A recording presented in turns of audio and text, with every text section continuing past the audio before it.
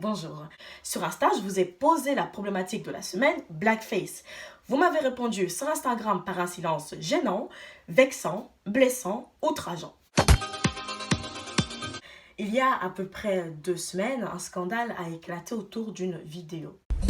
Alors évidemment c'est une évidence, mais je préfère tout de même le préciser. Il n'y a absolument aucun propos raciste dans mes stories de ce soir.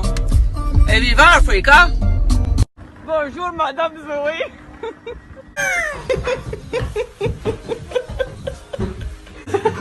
Ceci dit, la vidéo a donc fait un scandale sur les réseaux sociaux. Certains ont dit racisme, racisme, racisme. D'autres ont dit non, c'est pas raciste, il faut arrêter de se victimiser, il faut arrêter de voir du racisme partout. Et à ces deux catégories s'ajoute la troisième catégorie, vous. Est-ce que c'est raciste? Est-ce que c'est pas raciste? Est-ce qu'on en fait trop? Est-ce qu'on en fait pas trop? Je suis donc allée voir sur Snapchat. Je leur ai dit, bon, les loulous, qu'est-ce que vous pensez du blackface? Ce que j'ai compris, c'est qu'il y a des personnes qui savent qu'elles ne savent pas. Il y a des personnes qui pensent savoir. Mais c'est pas grave parce que Sainte Marie-Germaine, moi, elle a aujourd'hui pour vous expliquer tout ça. Et donc aujourd'hui, je réagis à vos avis sur le blackface. On va donc commencer par l'avis de Montaigne, qui me dit que voilà, elle trouve que le blackface est irrespectueux, mais qu'elle a un peu beaucoup de mal à voir d'où ça vient, à comprendre l'origine et surtout à comprendre le but, la volonté derrière le blackface. Du coup, j'ai commencé par une définition. Je n'ai absolument rien trouvé. Alors je me suis dit, bon, je vais peut-être chercher sur internet. Rien. Et tout ça, c'était que des dictionnaires français. On m'a dit erreur, erreur, erreur sur internet. Alors je me suis dit, bon, qu'est-ce que je fais? Et là, je me suis rappelé qu'il y a un dictionnaire anglais super cool qui s'appelle Cambridge Dictionary. Du coup, je vais dessus. Ah! Trouvé! Selon le Cambridge Dictionary, le blackface est un dark make-up. Oui, je parle pas très bien anglais, du coup, on va terminer en français. Porté par une personne blanche pour ressembler à une personne noire. De jouer au noir, de ressembler au noir, mais sans la classe du noir. Maintenant que le blackface est défini, je pense qu'il faut donc revenir aux origines. Selon un sociologue qui s'appelle John Strauss-Baugh, le blackface, ça remonte à une tradition des années 1810 où en fait, les esclavagistes avaient pour habitude d'exhiber les noirs devant les blancs parce que c'est un spectacle qui plaisait, chacun a ses goûts, je ne juge pas. Cette pratique s'est donc transformée en genre théâtral puisque dans les années 1820 apparaissent donc les minstrel shows, un vaudeville où on mélange danse, chant, ballet, comédie. Le but est de mettre en avant le personnage noir, mais ce n'est pas joué par les noirs, c'est joué par les blancs. Les comédiens blancs se maquillent la peau, grossissent leurs traits, caricaturent au maximum les traits de personnalité et les traits physiques du noir, mais tout ça dans le but de se moquer. Ce n'est pas se moquer gentil comme, vous savez, tranquille quand on rigole entre nous, c'est drôle, t'es noir, on te voit peu. Non, là, le but du minstrel show, le but de ce maquillage-là, c'est de justifier, de banaliser le racisme, de banaliser la violence qui est faite contre la population noire. Parce que on grossit les traits de personnalité, ce qu'on fait ressortir, ce n'est que le négatif, les tares, mais qui sont construits par le regard du blanc. Quels sont donc ces tares, ces défauts? En fait, le personnage noir est une personne qui est insignifiante, qui est flemmarde, qui n'aime pas travailler, une personne qui est débile.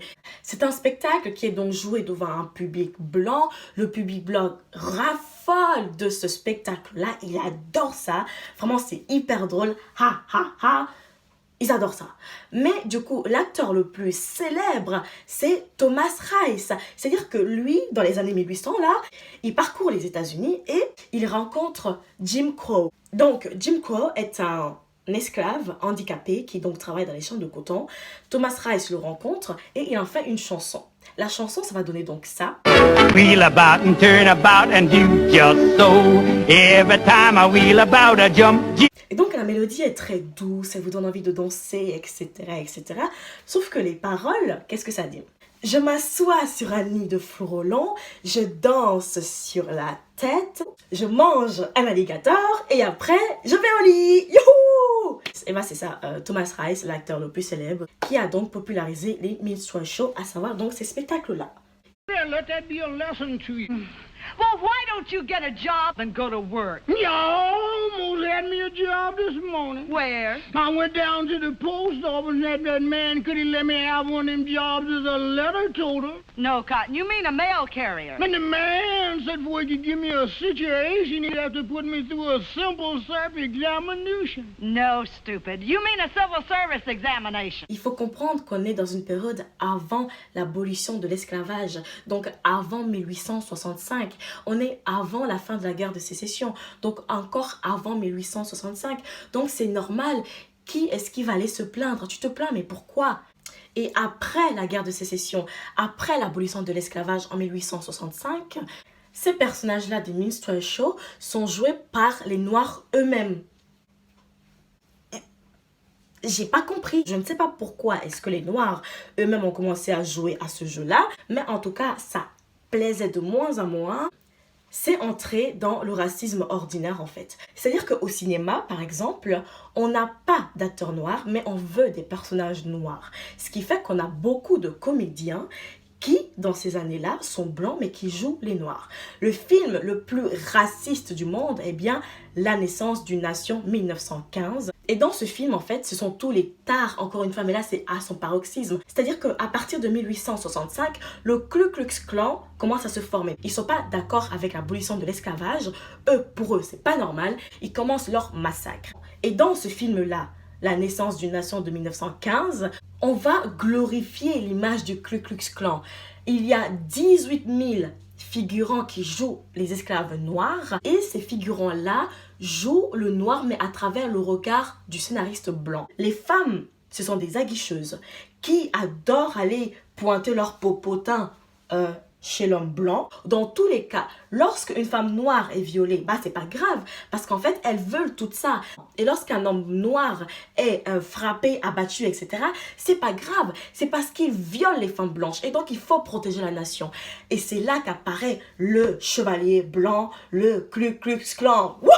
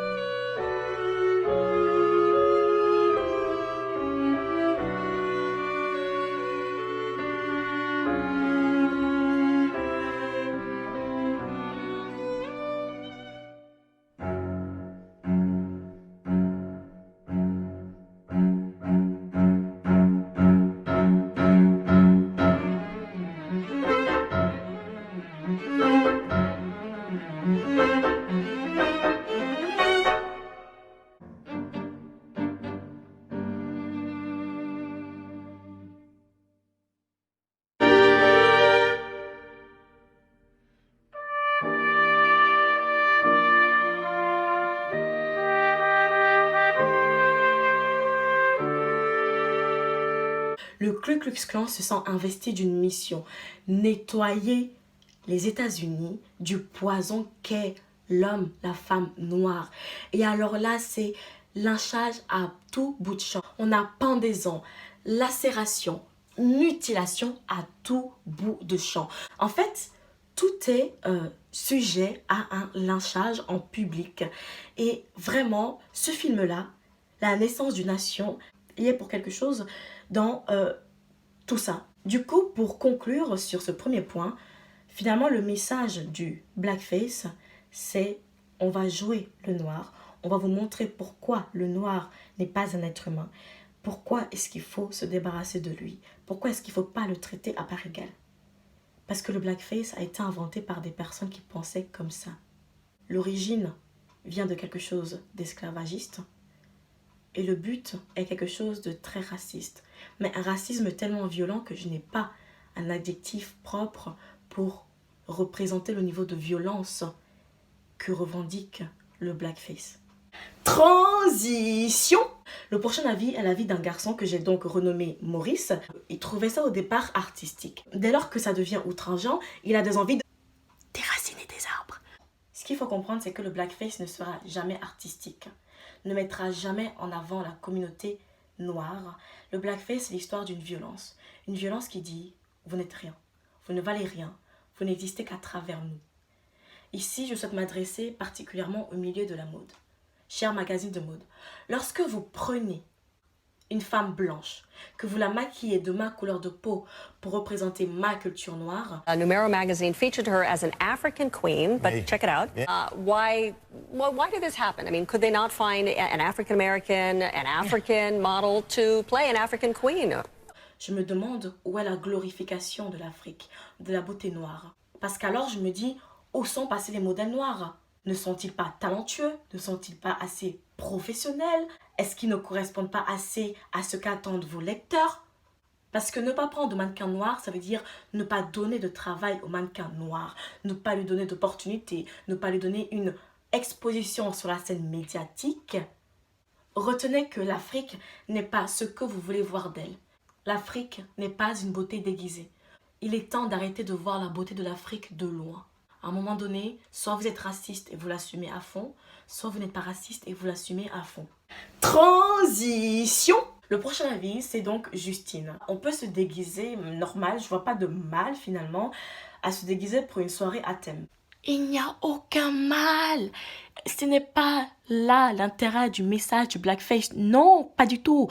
Le blackface, c'est pas on se maquille, on passe un bon moment tous ensemble. Non, c'est on se maquille, on passe un bon moment entre blancs et on se moque de la gueule des noirs. C'est ça le blackface. Si tu veux te déguiser en Michonne dans The Walking Dead et que tu es blanc, asiatique, maghrébin, j'en sais rien, mais que t'es pas noir, forcément tu vas mettre une tenue qui va rappeler, voilà, Michonne. Mais tu vas pas aller te teindre la peau. Non. Transition. Ici on a donc deux avis proposés par deux personnes différentes mais qui convergent. Je les ai donc renommés Anastasia et Juliette. Et donc, on me dit, voilà, en fait, le blackface, parfois c'est fait, mais pas de manière forcément malsaine. Parfois c'est juste un manque d'éducation et parfois c'est un peu comme le racisme ordinaire. Des personnes qui sont racistes ordinaires ou sexisme ordinaire, mais qui ne voient pas le problème derrière, les enjeux derrière. À un certain âge, tu peux plus dire que tu es ignorante. Je pense qu'à un certain âge, tu as des responsabilités, tu dois apprendre des choses. Et tu ne peux pas tout remettre sur le fait que tu n'es pas assez éduqué. À un moment donné, si tes parents ne l'ont pas dit, si l'école ne l'a pas dit, prends les devants, va chercher. Lorsqu'on dit à ces personnes-là que ce qu'ils font est raciste, ils vous disent que le blackface, c'est une histoire des États-Unis, on s'en bat les couilles, ici c'est la France, ce n'est pas notre histoire. Je souhaite quand même leur rappeler à toutes ces personnes que la France n'est pas exemptée de toute histoire, de tout fondement de blackface raciste. Non, parce que encore au siècle dernier, avec Impression d'Afrique de Raymond Roussel, on retrouve les mêmes bases, les mêmes fondements, le même principe que le minstrel show, où on a des comédiens blancs qui vont jouer aux personnages noirs selon le regard des blancs. Et ce n'est pas forcément très très joli, c'est pas très très humaniste comme vision, si vous voyez ce que je veux dire. Donc, il faut arrêter d'utiliser l'excuse comme quoi c'est pas français, ça a été inventé aux États-Unis. Non, c'est une histoire qui est la vôtre, c'est une histoire qui est la mienne, c'est une histoire qu'on nous a laissée et il faut pouvoir cohabiter avec cette histoire-là.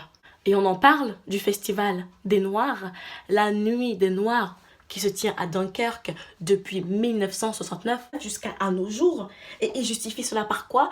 Par le fait que oh, mais c'est culturel, c'est longtemps que c'est là, c'est pas raciste. Excusez-moi, vous avez vu ça là?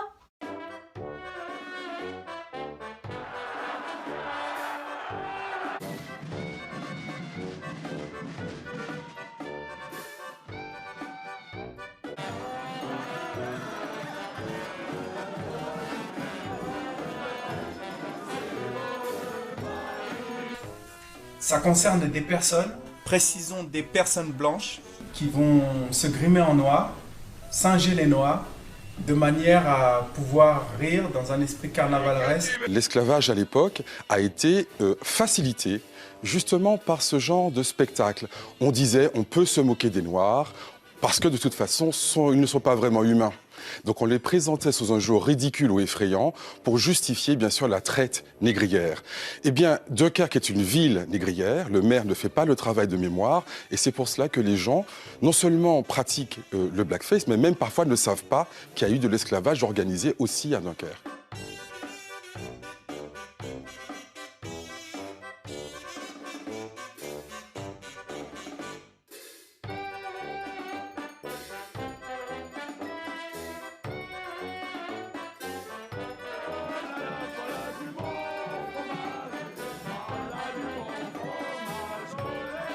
Donc, parce que c'est là, il faut supporter l'acharnement qui est fait contre une communauté. Ah mais oui, mais c'est normal. C'est comme si on disait, pourquoi toutes ces femmes parlent? On sait tous que des hommes influents avec beaucoup d'argent dans le milieu du cinéma profiteront toujours de jeunes actrices qui rêvent de succès. Donc, pourquoi parler? Pourquoi porter plainte? Puisque de toute façon, c'est une coutume. Pourquoi vouloir faire changer les choses alors que ça fonctionne? Et ça rejoint l'avis de Pauline qui disait que en fait, ce sont de gros racistes qui ne sont pas forcément punis par la loi. Et c'est vrai. Tu vas voir la justice, elle va te dire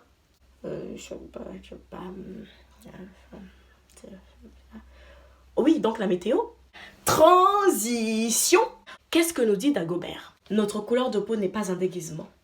Admettons maintenant que vous ne le saviez pas, que le blackface était raciste.